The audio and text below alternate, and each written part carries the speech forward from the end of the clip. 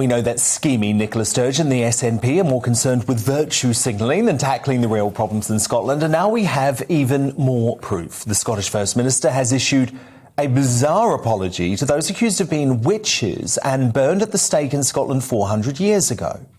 As First Minister, on behalf of the Scottish Government, I am choosing to acknowledge that egregious historic injustice and extend a formal posthumous apology to all those accused, convicted, vilified or executed under the Witchcraft Act 1563.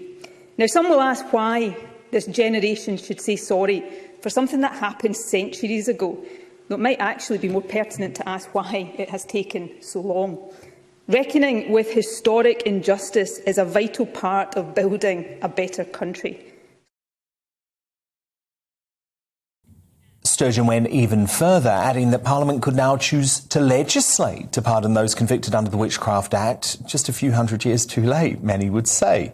So was Sturgeon right to apologise to witches burned at the stake 400 years ago? You know I love to hear your thoughts, so send them to me right now, dan@gbnews.uk, tweet me at gbnews, and vote in our Twitter poll. I'll bring you the results on that shortly. But weighing in on this now, I'm going to bring in the leader of a Kent-based coven of witches, Charlotte Clark, and the broadcaster and author Christine Hamilton.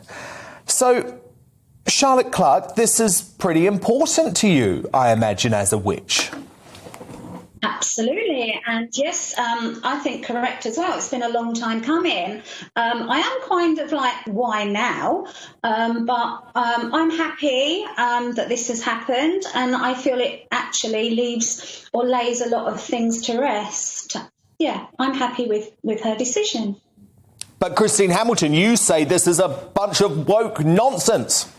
Well, nobody sensible would defend what went on with the burning of witches 400 years ago. Absolutely nobody. It was completely horrendous. Women, largely women, were treated in the most appalling, unfair, despicable fashion, and they were tortured and killed, etc. Nobody defends that. But for Nicola Sturgeon now, we're on the verge possibly of World War III. To think that this is something to waste parliamentary time on, I mean, it's meaningless. It's on the scale of 0 to have a moral value. It's virtue signalling. It's a totally symbolic gesture. I mean, what is the point? And if she is apologising for something that happened hundreds of years ago, where do we end? I mean, what about President Macron apologising for William the Conqueror? What about Italy apologising for the Roman invasion to the Iceni people, some of whom probably still live in that part of England? What about Norway, Sweden, Denmark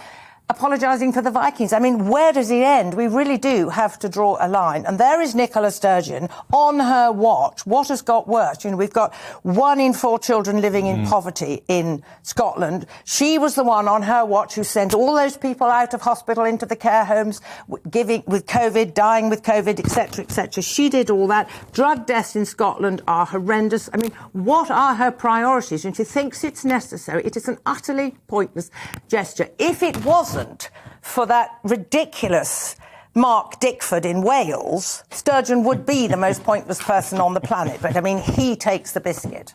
It's utterly ridiculous. So, Charlotte, a lot to respond to there, but go on.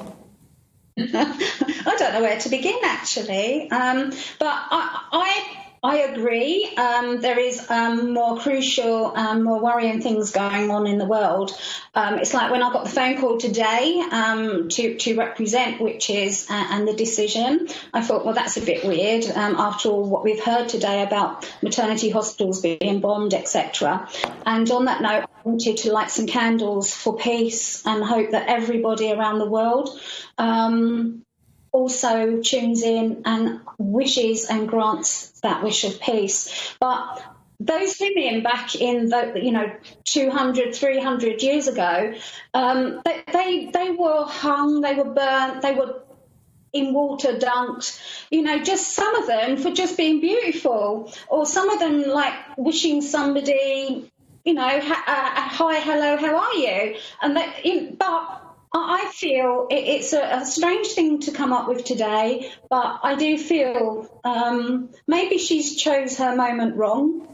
But I do feel that it's a good gesture. At some point, because it was so wrong when it happened. Even around where I live, there's Dolly Bobbin Hill where they used to hang witches for no reason whatsoever, just because the wind was blowing the wrong way when they walked past or something.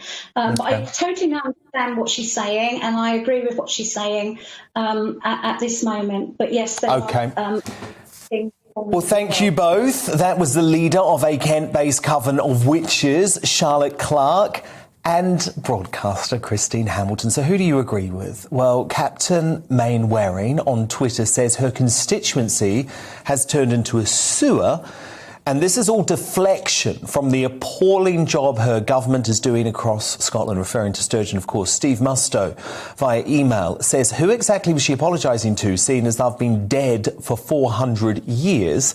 And from Gordon Ross on Twitter, it's the kind of mindless posturing we see far too often, a sure sign that the SNP are floundering on the NHS, education, transport, justice and any subject you care to name. Anything but the day job.